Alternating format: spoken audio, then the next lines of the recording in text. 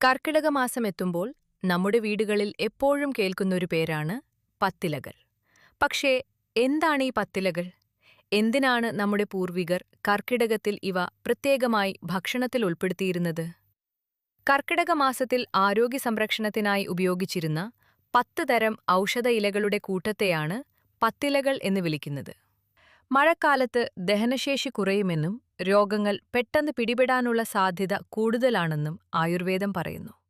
അതുകൊണ്ടാണ് ശരീരത്തിന് ആവശ്യമായ പോഷണവും പ്രതിരോധശേഷിയും നൽകാൻ പ്രകൃതി തന്നെ ഒരുക്കിയ ഈ ഔഷധ ഇലകൾ നമ്മുടെ പൂർവികർ ഭക്ഷണത്തിന്റെ ഭാഗമാക്കിയത്. ഇതിന് പിന്നിൽ ചില പ്രധാന കാരണങ്ങളുണ്ട്. പത്തിലകൾ കഴിക്കുന്നതിന് പിന്നിലെ കാരണങ്ങൾ എന്തൊക്കെയാണെന്ന് നോക്കാം. ഒന്നാമതായി, രോഗപ്രതിരോധശേഷി വർദ്ധിപ്പിക്കാൻ. മഴക്കാലത്ത് പനി, ജലദോഷം, ഉദരസംബന്ധമായ അസുഖങ്ങൾ എന്നിവ കൂടുതലായി കാണാറുണ്ട്. പല ഇലക്കറികളിലും ധാരാളം വിറ്റാമിനുകളും ധാതുക്കളും ആന്റി ഓക്സിഡന്റുകളും അടങ്ങിയിരിക്കുന്നതിനാൽ ശരീരത്തിന് നല്ല പോഷണം ലഭിക്കുന്നു. രണ്ടാമതായി, ദഹനശേഷി മെച്ചപ്പെടുത്താൻ. ആയുർവേദ പ്രകാരം കർക്കിടകത്തിൽ ദഹനാഗ്നി കുറയുന്ന സമയമാണ്. അതുകൊണ്ട് എളുപ്പം ദഹിക്കുന്ന ഇലക്കറികൾ കഴിക്കുന്നത് ദഹനത്തെ സഹായിക്കുമെന്നാണ് വിശ്വാസം.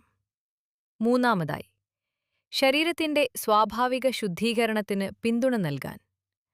പല ഇലക്കറികളിലും നാരുകൾ ധാരാളമുണ്ട്. ഇത് ദഹനവ്യവസ്ഥയുടെ ആരോഗ്യം മെച്ചപ്പെടുത്താൻ സഹായിക്കുന്നു. നാലാമതായി, കാലാവസ്ഥയ്ക്ക് അനുയോജ്യമായ ഭക്ഷണരീതി പിന്തുടരാൻ. പണ്ട് കർക്കിടകത്തെ പഞ്ഞമാസം എന്നും വിളിച്ചിരുന്നു. അന്ന് എളുപ്പത്തിൽ ലഭിച്ചിരുന്നത് ഇത്തരം ഔഷധസസ്യങ്ങളായിരുന്നു. അതുകൊണ്ട് ഇവ തന്നെ മികച്ച പോഷകാഹാരമായി മാറി. ഇനി ഏതൊക്കെ സസ്യങ്ങളാണ് കർക്കിടകത്തിലെ പത്തിലകളായി ഉപയോഗിക്കുന്നത് എന്ന് നോക്കാം. പ്രദേശത്തിനനുസരിച്ച് പത്തിലകളിൽ ചെറിയ വ്യത്യാസങ്ങളുണ്ടാകാമെങ്കിലും നമ്മുടെ നാട്ടിൽ പരമ്പരാഗതമായി ഉപയോഗിച്ചുവരുന്ന പ്രധാന 10 ഔഷധ ഇലകളാണ് ഇനി പരിചയപ്പെടുന്നത്. ഒന്നാമതായി, ചേമ്പില. ദഹനത്തെ സഹായിക്കാനും മലബന്ധം കുറയ്ക്കാനുമുള്ള ഗുണങ്ങൾ ചേമ്പിലയ്ക്കുണ്ടെന്ന് ആയുർവേദം പറയുന്നു. കാട്ടുചേമ്പിനാണ് കൂടുതൽ ഔഷധഗുണമുള്ളതെന്ന് പഴമക്കാർ വിശ്വസിച്ചിരുന്നു. രണ്ടാമതായി, തകര. ത്വക്ക് രോഗങ്ങൾ, രക്തശുദ്ധീകരണം, ദഹനസംബന്ധമായ പ്രശ്നങ്ങൾ എന്നിവയ്ക്ക് ഉപയോഗിച്ചിരുന്ന പ്രധാന ഔഷധസസ്യമാണ് തകര. മൂന്നാമതായി, തഴുതാമ. രക്തക്കുറവ് പരിഹരിക്കാനും ശരീരത്തിലെ നീരും വീക്കവും കുറയ്ക്കാനും ദഹനശേഷി മെച്ചപ്പെടുത്താനും സഹായിക്കുന്ന മികച്ച ഔഷധ ഇലയായാണ് തഴുതാമ അറിയപ്പെടുന്നത്. നാലാമതായി, കുമ്പളത്തിന്റെ ഇല. ശരീരത്തിന് ബലം നൽകാനും മൂത്രാശയത്തിന്റെ ആരോഗ്യം സംരക്ഷിക്കാനും ശരീരത്തെ ശീതളമാക്കാനുമുള്ള ഗുണങ്ങൾ ഇതിനുണ്ട് എന്ന് ആയുർവേദം പറയുന്നു. അഞ്ചാമതായി, മത്തനില. വിറ്റാമിൻ എയും സിയും ധാരാളമടങ്ങിയ മത്തയില പ്രതിരോധശേഷി വർദ്ധിപ്പിക്കാനും മുറിവുണക്കാനും സഹായിക്കുമെന്ന് കരുതപ്പെടുന്നു. ആറാമതായി, മുള്ളൻചീര.